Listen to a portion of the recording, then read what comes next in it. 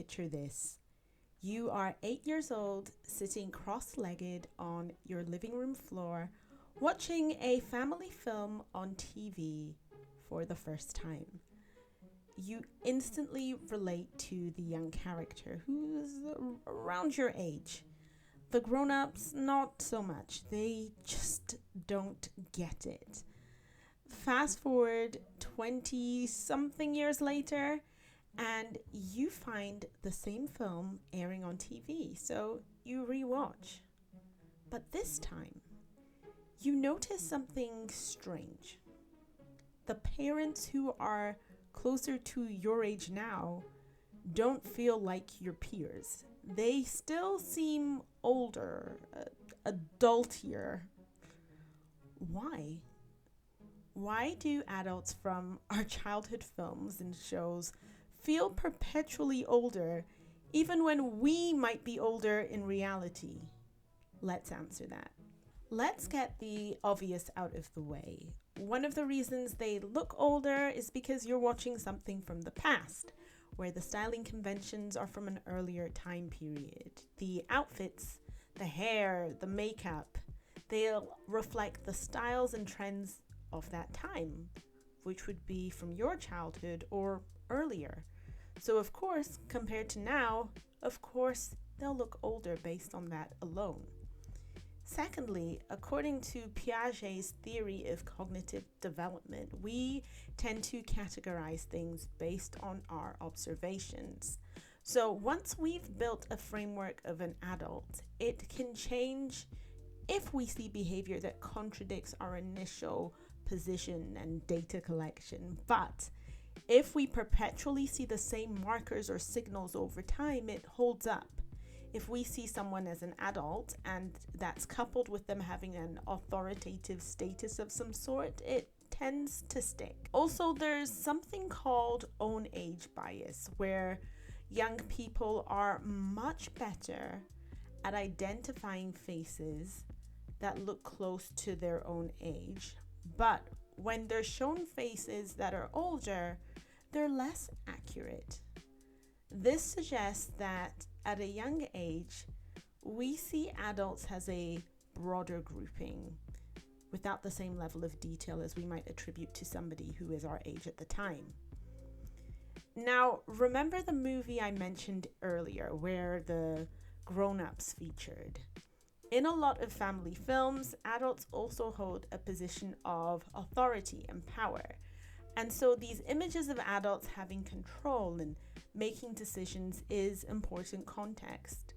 For example, you see an old teacher from school. You're both adults now, but she's been an adult most of your life and played a prominent role in your younger years. Maybe you once overheard a staff room conversation and you know her first name. But you're not calling her Jane, are you? There's still a sense that this adult is an important figure when you were a child, right? So that's a factor at play. You're gonna say, "Hey, Mrs. Smith." You still feel that she's an adult for some reason. Or at home, you also know that you have to ask mom or dad permission for a third cookie. So these associations of adulthood and the power it holds are formed early, both socially and through media depictions. Then you factor in that each generation feels younger than the generation before it. Perhaps you've come across these videos where people ask you to guess their age, and they're either pleased or disheartened by the responses. Outside of social validation or clicks for engagement, what's going on here? A study of almost 15,000 adults aged 40 to 85 found that the difference between the felt age and real age was widening as participants got younger. In other words, those born later felt proportionally younger than the actual age compared to those who were born earlier. All of these elements grouped together set a foundation of adulthood looking a specific way And this creates a baseline perception that's deeply embedded even as we age into adulthood ourselves. Another reason adults seem older from earlier generations is because they were hitting some life milestones faster than adults of this generation. The family, the house, the big job, the marriage. These things are still happening, but not in the way they were presented.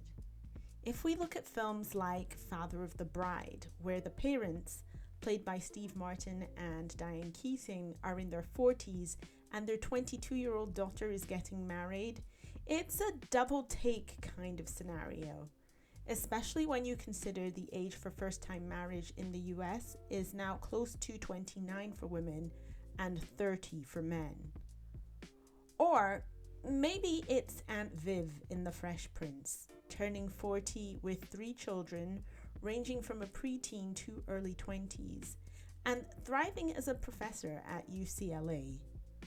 Or it could be the parents from The Parent Trap who had their children in the mid-late 20s and are flourishing in their careers when their twins eventually find each other. But life isn't like the movies, or life back then, right? So, according to the US Census Bureau, in 1975, roughly 45% of 25 to 34-year-olds had hit all 4 traditional milestones, such as moving out, working, getting married, and having kids.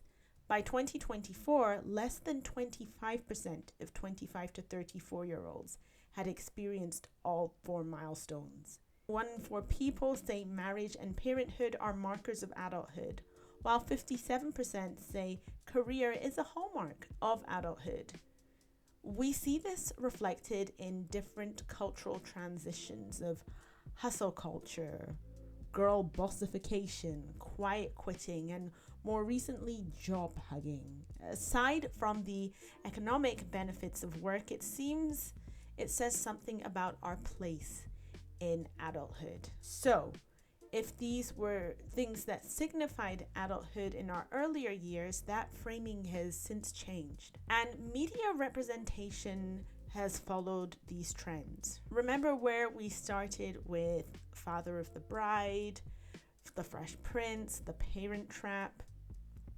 Well, the countercultural representation of adulthood around that time was Seinfeld, where the main characters often obsess and focus on trivial matters, but they still have a job, the apartment, the independence of living in New York. They still have their lives buttoned up to a degree. In the early 2000s, shows like Sex and the City and Girlfriends gave us characters like Joan Clayton and Charlotte York, who strongly cling to the same markers, showing their adventures and mishaps along the way to reaching those goals. While more recent shows like Insecure, Girls, Atlanta, and Harlem show numerous characters still figuring out what they want. Whether they do want the kids, or the relationship, or the career after all, it's a stark difference to earlier generations where these markers were a given to reach and not a what if. So comparing the current and changing model of adulthood to previous framings can make those earlier portrayals seem more rooted and stable at a time when questions about what adulthood is have so many different answers. Will adulthood ever feel like what we thought it would?